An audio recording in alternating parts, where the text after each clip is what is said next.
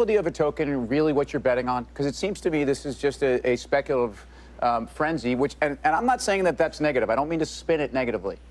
There are a few categories. There's one which is a store of value, which I look at as Bitcoin. Then you've got cryptocurrencies, Litecoin, Bitcoin Cash, maybe even Bitcoin. For transactions. For transactions.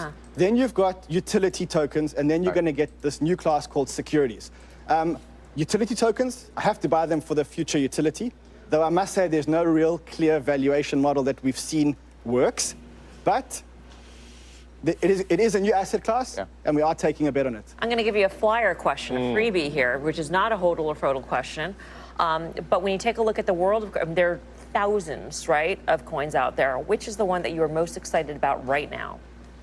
Wow, it could be one that we mentioned. It could be one that's off the board, something that we have not mentioned. So I'm excited for a new generation of protocols like Ethereum. And in that, there's a whole lot of protocols, Oasis, Zilliqa, Thunder token. These are all new blockchains which are coming up. Now, when you think about blockchain, you're thinking about decentralization, you're thinking about security, and you're thinking about scalability.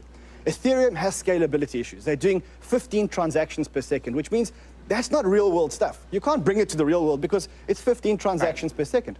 But some of the other blockchains are resolving this, and they're promising 10,000 transactions per second. EOS, Cardano, Oasis, Thunder, these are all tokens, Zilliqa, these are all tokens which are promising scalability, security, and decentralization. But they don't have the developer community that Ethereum has got.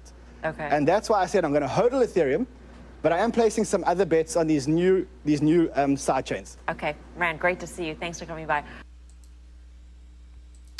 So hopefully you guys can write that down, if not replay it, but he's completely right. So the reason why you shouldn't panic, and yes, there's these weaknesses in Ethereum, is that cryptos are basically like software. They can be updated, they can be improved. So yes, there's these threats with Ethereum, and it's good. I mean, in order for anything to thrive, like markets need competition. Competition is good for markets. So I'm not worried because, like I said, Ethereum's the first mover. They have the developers, and obviously they can adapt. The fact that they can only do 15 transactions is kind of a joke. And if you don't know about Crypto Kitties, it's a hilarious story. Go on YouTube, check that out. But all of those other projects he mentioned, I would definitely check out. And like I said, I've been saying, oh, top 10 coins, top 20 coins.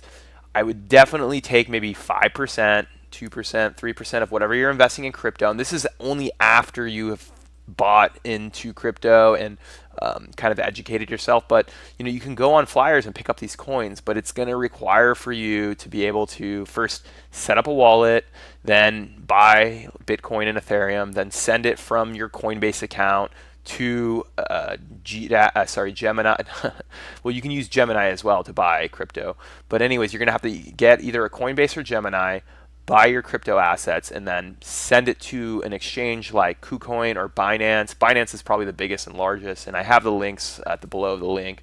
And then you can go and you can buy some of these tokens. And I highly recommend, if you've been in crypto and you've invested for 2-3 months, learn how to do this. There's videos on how to do it. I have a video too if you want to go through my channel on how to kind of fund your Binance account, and also how to buy on Coinbase. But yeah, I would recommend picking up these new tokens that are trying to threaten Ethereum. You're definitely going to get, if they are able to solve some of these problems and they're able to get traction, they're going to give you much bigger returns than the stable coins. But if you're busy with your job, if you have other things you're doing, if you're not a crypto enthusiast, stay in the top 10 and just chill, buy, hold, and just wait for your profits to come in.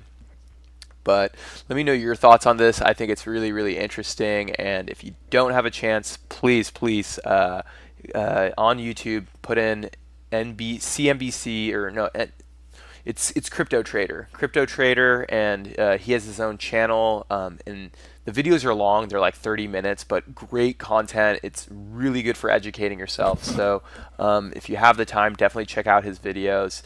He goes into altcoins a lot more, and I've shared his content before, but for whatever reason, it just doesn't get traction. People are not really I don't get the views compared to Fast Money. So obviously Fast Money does something where people are more interested in, or it just gets more clicks. I don't know why, but let me know your thoughts, and I will talk to you guys soon.